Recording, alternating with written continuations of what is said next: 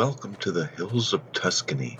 We're going to have to get started right away because we have grapes in the field, but we need to do a quick check on, we have some sheep, this way, get some wool, stuff like that. Here's our baler, a trailer, our lime spreader, a forage wagon, a couple different ones. The green one will hold the grapes, but that's going to be for the white grapes.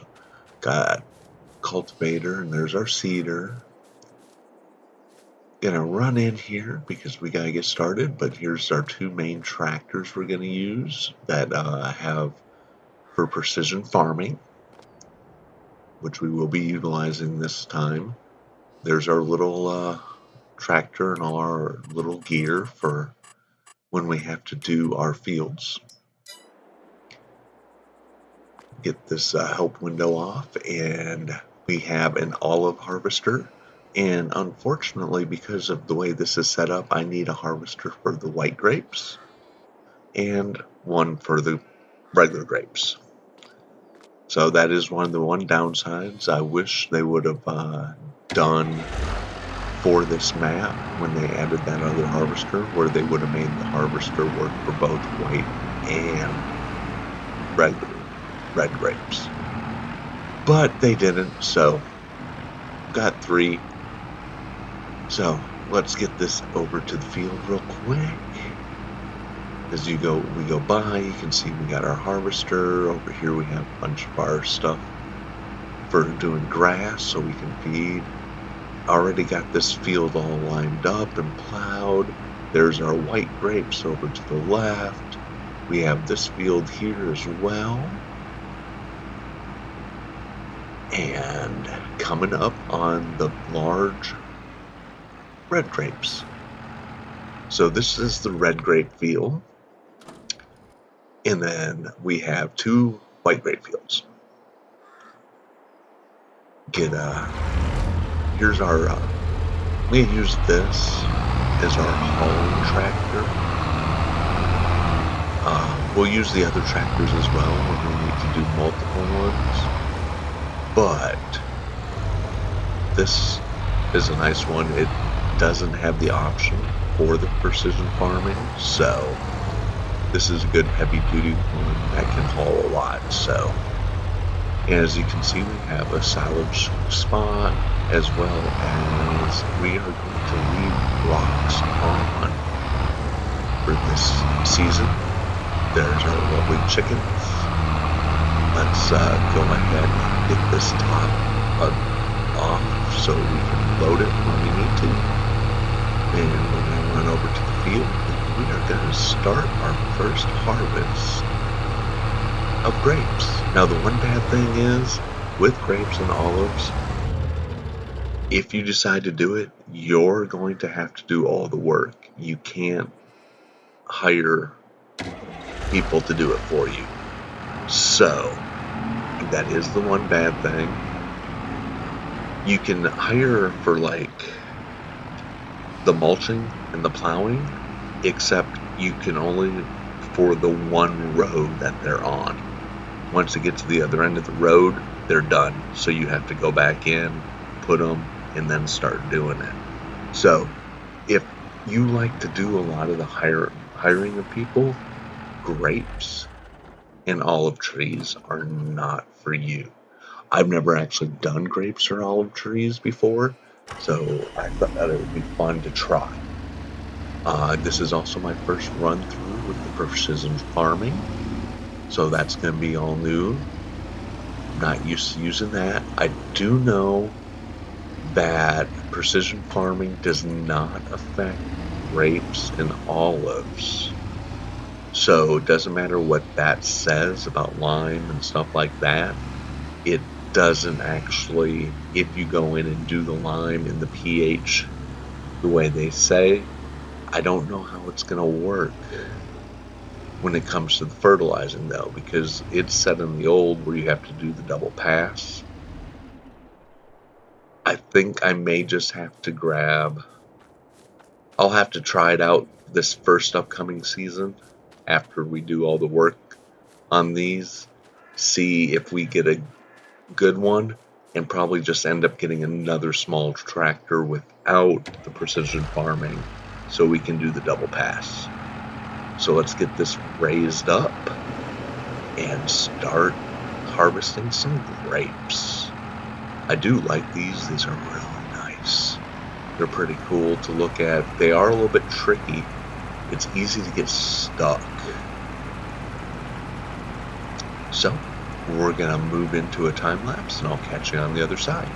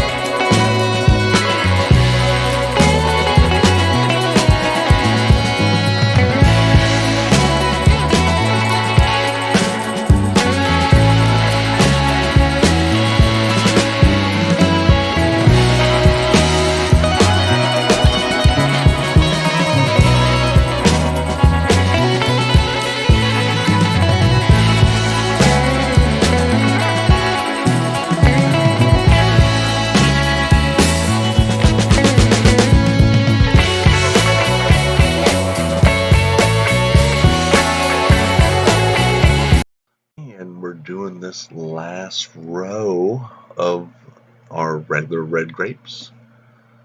I'm going to cut after I finish this line because I don't think, at least not this first time, we've got a lot of things we need to get done on this first day anyway, because tomorrow we have to do all of our olive fields, which we do have the 2 large olive fields right next to us here. So, and we still have to fertilize, plant on one of our other fields. So I'm going to cut to that. So it's not just one full episode of just doing the grapes. Some of the things we're looking at is this first year we're not going to have the production line going. But I'm looking at for next year, hopefully having the grape production up and running, and then the year after that end up trying to get the olive production up and running.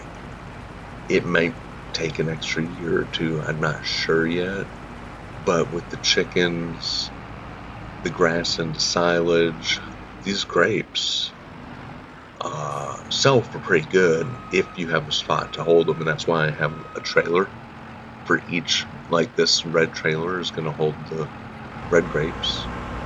That orange trailer is going to hold the white grapes. In the green trailer, that's just like this, is for the olives. That way I can actually hold until they're at the best price later in the year. I mean, you can make a little bit of money, but it's like anything. If you wait, you make more money if you sell it at the right time. So we need to get this mulching done. Actually, no, I'm sorry, we're plowing. Need to get all this plowing done. That way we're ready for later when we have to mulch. And also, in 2, maybe 3 months, we're going to have to go through and trim up all of these vines. Take the dead off and have it ready for later. Like I said, we gotta get some fertilizing done. We have our sheep.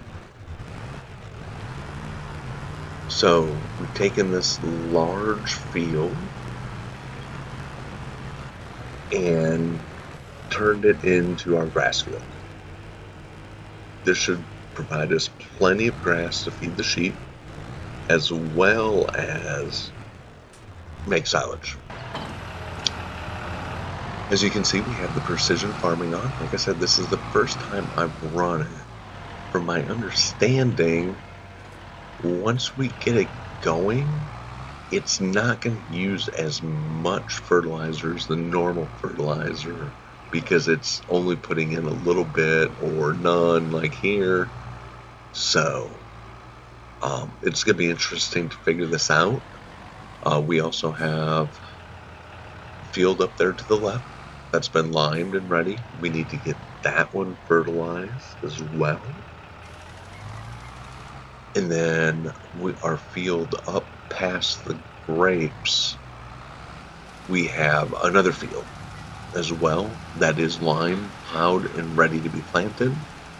I'm not sure what we're going to plant there yet. I definitely notice I'm not going through as much of the fertilizer as I do with the base game.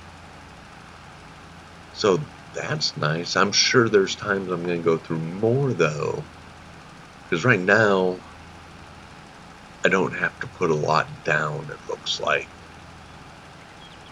because it's a very small green line there from where we're at to where we need to be. So I'm sure that's partially why we're not using much at all. But like in the base game, just to do this field, it would have been quite a bit of this fertilizer. So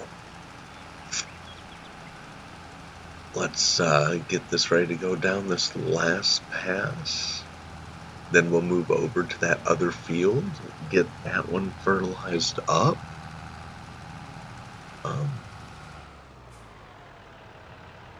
Just with what we're using, it doesn't seem like a necessity to lower the size that it's throwing out.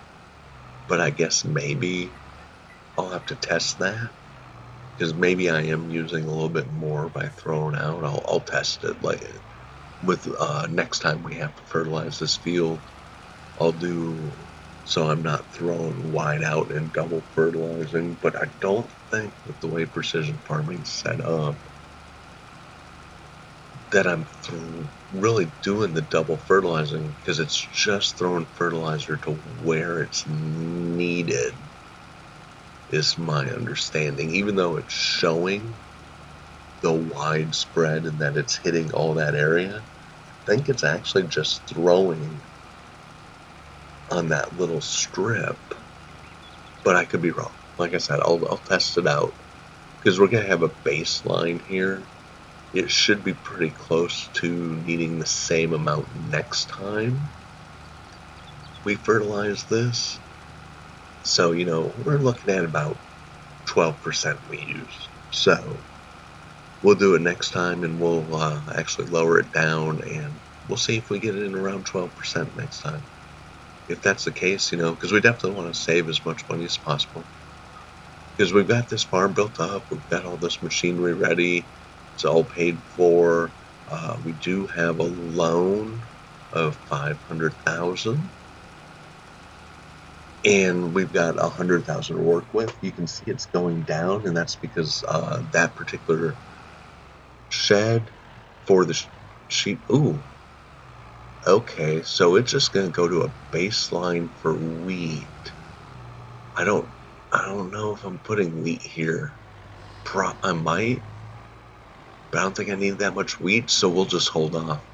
But yeah, like I was saying, the money's going down because that sheep pen, I don't actually bring water to it, but it charges, I think, like $3 or $4 an hour to autofill the water. So you're not getting away with you're having to pay for it instead of actually having to run it back and forth, which I didn't realize it when I did that pen, but I like that pen. I think it fits in well on the farm, so I wanted to leave it, and it's not that big of a deal. So let's get this guy parked up, and then we'll hop in here and let's see what we can put in that other field we need to do. So let's see. Can't do corn, sunflowers. I can't do soybeans until next year. Wheat and barley, I have those other fields, so I can do those. So, canola. Yep, I think it's the canola field we're going to put over there. Canola is always a pretty decent money. Plus, I want to do as many different types of fields, minus potatoes and sugar beets. I don't want to deal with those. So, because I want to see how the precision farming actually works. I mean, currently right now, like all my fields are like at 50%, the 50, because we just started. So we're just getting everything up. But hopefully that will go up. And I think that increases our yield. Plus we have loam and all that. And I know this field up here is like sandy loam, I think it is, which is I can't remember if it's sandy loam or something else. I know it's most of the field is the best to get your best yield. Nice thing about this particular planter is it's similar to the John Deere one. I just didn't want to run a John Deere one with all the red equipment and stuff like that. So this is a case, pretty much the same. It's got the 800 liters of fertilizer and the 800 liters of planter. So, oh yeah, we're definitely going to go through a lot more fertilizer on this field. Eventually, I do want to upgrade the planter. I mean, this is a great one, especially for these field sizes we have. But I kind of want to not have to use the fertilizer necessarily. I'll keep this one, but I'm going to want a little bit bigger one, and I'm going to want one that doesn't have the fertilizer in there as well. Because the one bad thing is you can have 700 seed left in this thing, but if you have no fertilizer in it, if you hire a worker, they stop. And I'm not sure on if I try to use it I'll have to test that out. But I think it's also, if I try to use it, it stops working if I don't have the fertilizer, even for me. So yeah, like I said, the things we're looking at doing, we're gonna do a bunch of different arables. I want to really delve into this precision farming that I've never tried before. I'll probably end up adding in there. I think I want to actually build my production sites and have the two of them. One that I don't own and the one that's already on the map. I might do that with the grapes, where I own my own. But, and olives, I'll probably. But I do have a lot of olives, too. I'm going to have to see after this harvest, which this isn't going to be my best harvest either. We're going to get a much better harvest next year because we'll plow, we'll have it mulched, we'll have it trimmed, we'll fertilize, we'll have all that done. Where, this is month 2. I spent the first month building that farm, getting all the equipment over here, plowing these fields, liming them, and planting that grass field.